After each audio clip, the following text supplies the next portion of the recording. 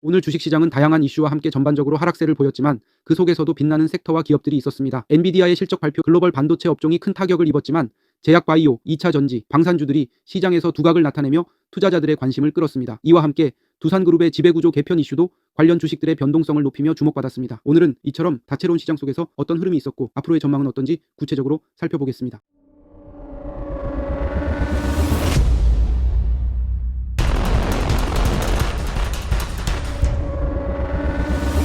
먼저 오늘의 시장 지표를 살펴보면 코스피 지수는 1% 넘게 하락하며 2660선에서 마감했습니다. 외국인은 4천억 원 넘는 규모로 순매도하며 5거래일 연속 매도세를 이어갔고 기관도 2600억 원이 넘는 매도를 기록했습니다. 반면 개인 투자자들은 6200억 원 넘게 순매수하며 시장을 방어하려 했지만 외국인과 기관의 대규모 매도세를 막기에는 역부족이었습니다. 오늘의 시장에서 가장 큰 이슈는 엔비디아의 실적 발표였습니다. 엔비디아는 기대 이상의 실적을 발표했지만 투자자들의 높아진 기대를 충족시키지 못하면서 글로벌 반도체 시장에 충격을 주었습니다. 이로 인해 삼성전자와 SK하이닉스, 한미반도체 등 국내 주요 반도체 관련주들이 급락하며 시장 전반에 큰 영향을 미쳤습니다. 그러나 이러한 하락세 속에서도 제약바이오와 2차 전지 섹터는 강력한 반등을 보이며 시장에서 주목을 받았습니다. 제약바이오 섹터에서는 차바이오텍이 4% 넘게 상승하며 두각을 나타냈고 ABL바이오, 한미약품, 유한양행 등도 강세를 보였습니다. 특히 유한양행의 바닥 저점 매수를 통해 100% 이상의 수익을 실현한 JJ파트너스 구독자와 회원들이 시장에서 큰 성공을 거두고 있습니다. 또한 삼성바이오로직스, HK인웬, 대웅제약에서도 평균 10% 이상의 단기 수익을 달성했습니다. 이러한 성공 사례는 JJ파트너스의 전략적인 투자와 시장 분석이 얼마나 중요한지를 보여줍니다. 지금 구독하시면 이 모든 소식을 텔레그램에서 실시간으로 받아보실 수 있습니다. 텔레그램 참여 방법은 댓글창에 고정해 놓겠습니다. ABL바이오는 최근 1,400억 원의 자금을 확보하며 이중항체 ADC 신약 개발에 박차를 가하고 있습니다. 이 회사는 암세포를 정밀하게 공격할 수 있는 기술력을 바탕으로 글로벌 바이오 시장에서 큰 경쟁력을 확보할 것으로 기대됩니다. 또한 2차 전지 섹터에서도 LG에너지솔루션이 6% 넘게 상승하며 시장의 중심에 섰고 삼성 SDI와 LG화학도 각각 상승세를 기록했습니다.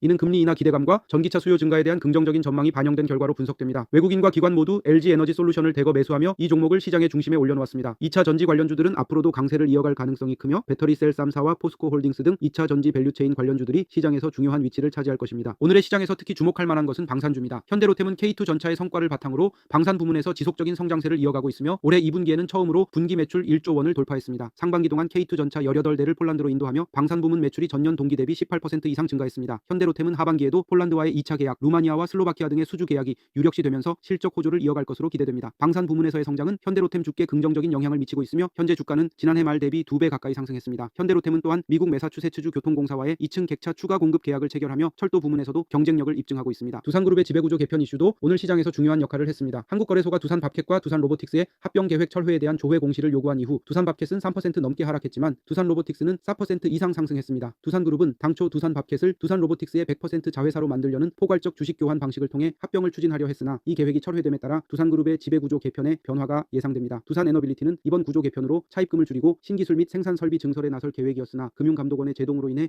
계획에 차질이 생겼습니다. 두산그룹의 향후 움직임에 대해 투자자들의 관심이 집중되고 있으며 이로 인해 관련 주식들의 변동성이 커질 것으로 예상됩니다. 오늘 시장에서는 비만치료제와 메타버스 테마도 강세를 보였습니다. 비만치료제 관련주로는 위고비의 10월 국내 출시 기대감에 따라 라파스가 18% 넘게 상승했으며 큐라티스, 블루엠텍, 애니젠 등이 함께 상승했습니다. 메타버스 관련주로는 가상융합산업진흥법 시행 소식에 이노시뮬레이션이 29% 넘게 급등했고 버넥트, IM, LG, 이노텍 등이 강세를 보였습니다. 이러한 테마주는 향후 시장의 트렌드를 이끌어갈 가능성이 높아 보이며 지속적으로 주목해야 할 분야입니다. 오늘의 주식시장은 전반적으로 하락세를 보였지만 그 안에서 두드러진 상승세를 보인 종목들과 섹터들이 있었습니다. 엔비디아 실적 발표 이후에 반도체 업종 급락에도 불구하고 제약바이오와 2차 전지, 방산, 두산그룹 관련주 그리고 테마주에서 중요한 움직임들이 있었습니다. 제약바이오와 2차 전지 섹터는 앞으로도 강세를 이어갈 가능성이 크다고 보이며 특히 ABL바이오와 같은 바이오 기업들이 기술력을 바탕으로 글로벌 시장에서 경쟁력을 확보할 것으로 기대됩니다. 방산주 역시 지정학적 리스크와 연관된 수요 증가로 인해 꾸준히 상승세를 유지할 가능성이 높습니다. 현대로템의 경우 K2 전차를 비롯한 방산 부문과 철도 부문에서의 강력한 성장세가 주가에 긍정적인 영향을 미칠 것입니다. 내일의 시장이 어떻게 흘러갈지는 예측하기 어렵지만 철저한 분석과 전략을 통해 기회를 잡을 수 있습니다. 여러분의 성공적인 투자를 위해 내일도 함께 시장을 지켜보고 중요한 이슈들을 놓치지 않도록 하겠습니다. 보다 상세하고 신속한 주식시장 정보를 원하신다면 텔레그램 구독을 통해 실시간 업데이트를 받아보실 수 있습니다. 감사합니다.